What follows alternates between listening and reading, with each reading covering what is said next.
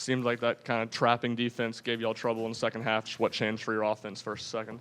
Turnovers, and some certainly they created, but some of them we created, and some of the shots too. We call them shot turnovers. We I would love to bottle what we did in the first half, but I can tell you, I told our guys at halftime exactly what I would be telling my team. It was reversed, and they did exactly what we talked about. And I said, what we have to do is take care of the ball, which we didn't.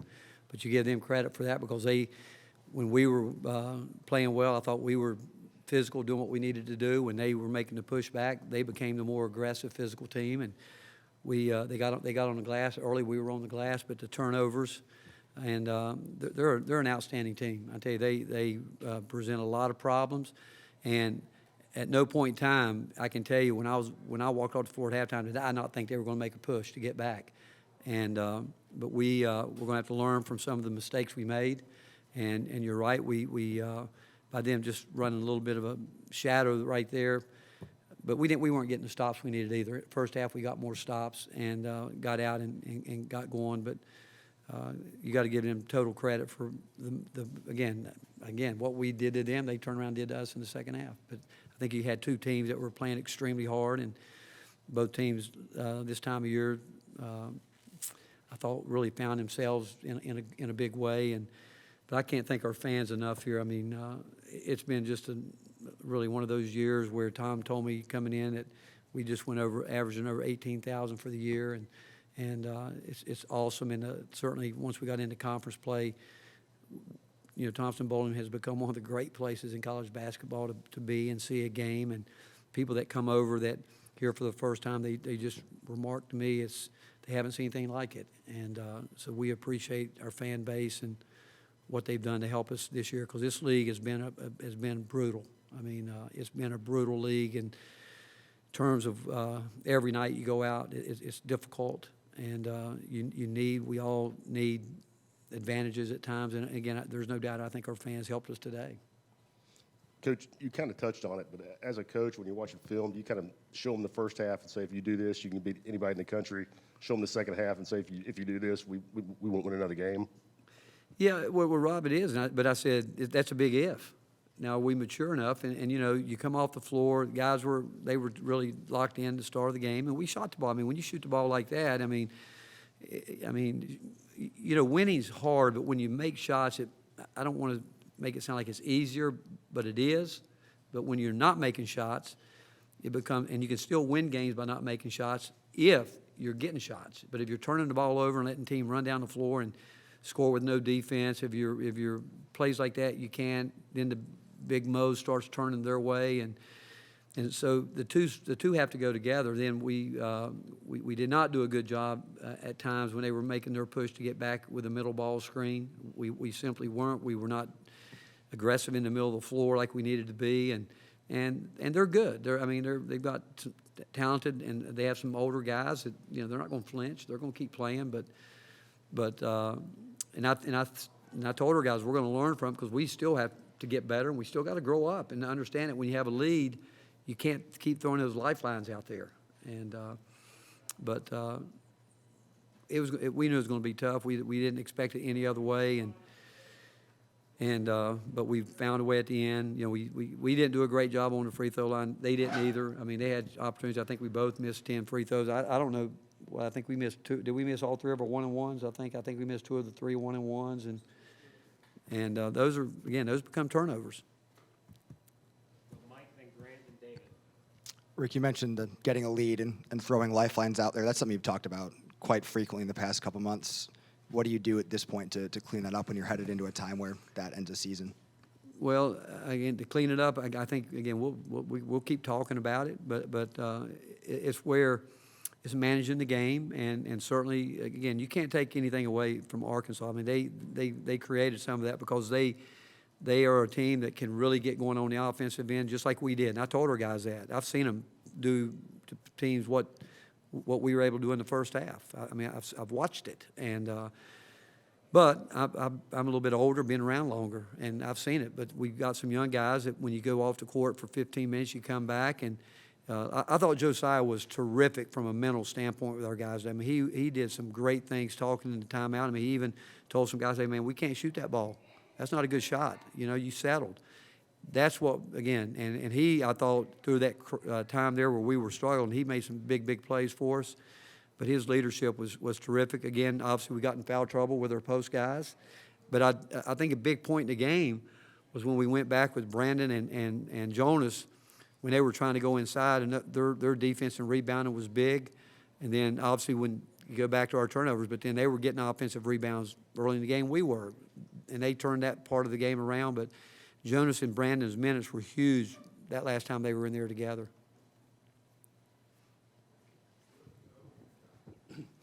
Rick, with Kennedy, why does he look so comfortable from three-point and so uncomfortable at the free throw line? I don't know. That's a good question. You know, he's got that right now. I think he's in his own head with it. You know, he stayed after yesterday and worked and shot free throws, and you watch him shoot, you're like, you know, there's nothing wrong there. You know, and but he's going to have to, you know, that's something he's going to have to work through mentally. It is, and but. He's capable of doing it. Like you said, if you can shoot threes, but you want to, it's a whole different shot. I mean, I'd like to sit there and think it's easy. I mean, you think about it, you're running up and down the floor, your heart rate's up, and all at once the game's stopped, and it could take 30 seconds or something. So I think he's going to have to figure out a routine to where he quietens himself down a little bit, and whatever it is, he's going to have to really trust his routine. Is it different going to the SEC tournament, having played, you know, basically the top of the league the last 3 weeks, so at least the top four in the standings? You know, granted, it seems like it's been forever since we played Arkansas, you know, and it was just, a couple weeks ago, I think. The season gets it runs together so much, and you really are just thinking day to day with it. But, you know, I thought the way you go back and look, you know, when we started out the season, you know, we had to go to LSU and Alabama, two teams that were picked up there, but then all at once, you know, Auburn puts together a great season, and Arkansas, I mean, they've done a terrific job, but I don't know. It's been hard, I can tell you. I think we've been able to learn from a lot of what I think we'll learn from today, and we need to, because now you're in tournament play. If you have let-ups and keep throwing lifelines at the wrong time, it ends your season, and so I hope our guys can realize they've had a really nice preseason. A regular season. I don't even know where we ended up with a seed. I mean, you think about it, that's again, they should be complimented for that. But now we need to go and see if we can. And again, we do have to get better. You guys saw that today. I mean, yeah, we showed that we can play great basketball, but then when things aren't going well, we've got to understand, again, you always have to understand what goes into winning, but you've got to know what goes into losing. Turnovers, non-rebounding, all kinds of things, and we've got to understand that when we've got a lead on people.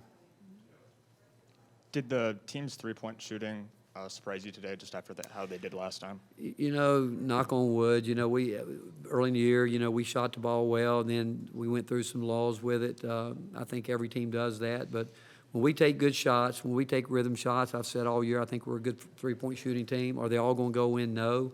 But when we get looks and we take the right ones and we don't get anxious, yeah, we can make threes.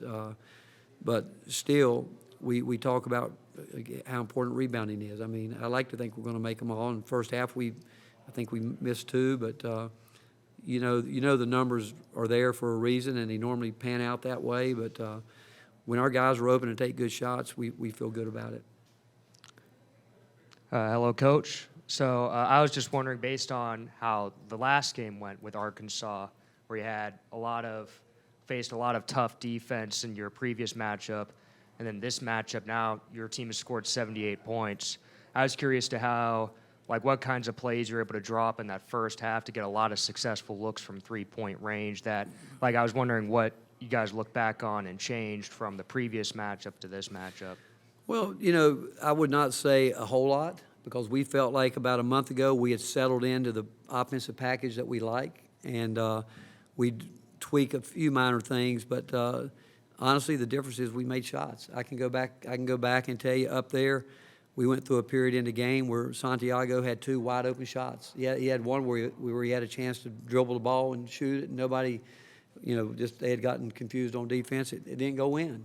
Today we made a couple that they defend well, but Eric Musselman does a great job. I mean, the way he continues to work to put his team together, it's like him putting together a puzzle some ways with. And Note and Williams they're a hard out. And but up there, I thought neither team really was able to get into an offensive rhythm. There was a lot of fouls in that game. There was a lot today. Again, the difference today was our post guys got in foul trouble. Up there, our guards got in foul trouble, and we had to work through it. And our fouls were silly fouls today. We had a lot of silly, again, throwing those lifelines out there where guys in the play at the end where Zakai tried to go for a seal. I mean, Note's too good a player to let him get a run to start. But I mean, and they shot the ball well today too. I mean, up there, I don't even remember how many threes both teams made, but they had some open looks up there that, because we showed them.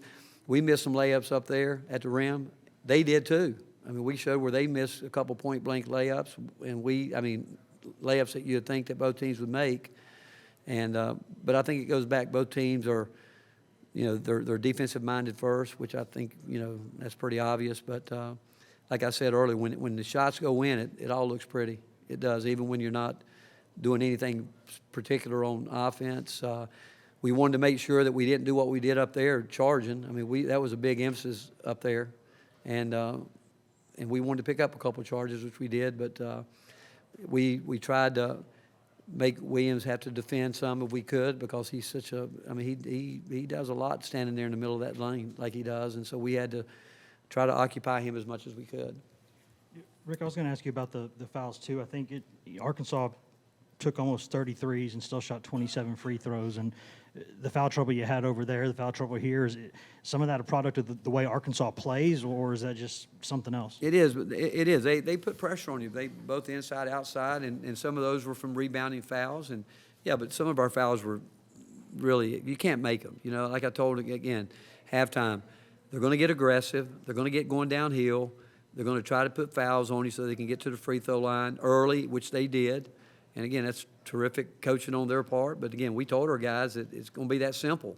Can we guard them when they put their heads down? And which we didn't early. Then we were trying to, again, we did not, our ball screen defense when they made that pushback was non-existent in terms of letting them work the middle of the floor. And then we had to help, our tags were too deep and they were kicking out for those open threes. And then at one point in time when we were able to clean that up a little bit, it turned into where we didn't do a great job rebounding the ball. And but some of our fouls were fouls that you can't commit. What makes Josiah-Jordan James so good at defense? He can guard the 4, he can guard the 3, he can guard the 2, and he gets a lot of deflections too. So. Well, one makes it good. I think he understands what goes into winning and losing. I think he understands it probably more than anybody on our team, and he's willing to do the dirty work. He's willing, and he's got the ability that can guard anybody, all 5. But since he's been here, I mean, he's guarded every position on the floor. He's played every position on the floor, but he offensively, he's worked so hard. His shot is something he's worked on as hard as any player we've ever coached. But he is the ultimate team player. He's going to sacrifice and do whatever he has to do, putting his body out there. He's going to do it night in and night out. And when you could clearly tell the momentum had changed and we were back on our heels, his offensive plays, shots, and free throws, that was a big lift right there to keep pushing it back up a little bit. And we knew, again, they would make a run. We felt we'd make a run, but then it got down where, we kept putting ourselves in a tough situation because of just really poor offense. Rick, VJ didn't go through senior day. Why was that the decision for him? And have you guys talked about what's next for him? Again, we discussed everything with him. He still has another year left, and he's not sure. He'll have options if he wants to. Certainly, we hope he'll always be a part of a program. But as you know, with the rules today, that he can choose to go somewhere else and play. But and again, one way or the other, we love him. His teammates love him, but. I mean, think about it. Josiah James is only a sophomore, technically, and we're in a today where there's options for players, and like I said, we love VJ. We love him being part of our program, but he chose he didn't want to do it. All right, thank you, guys.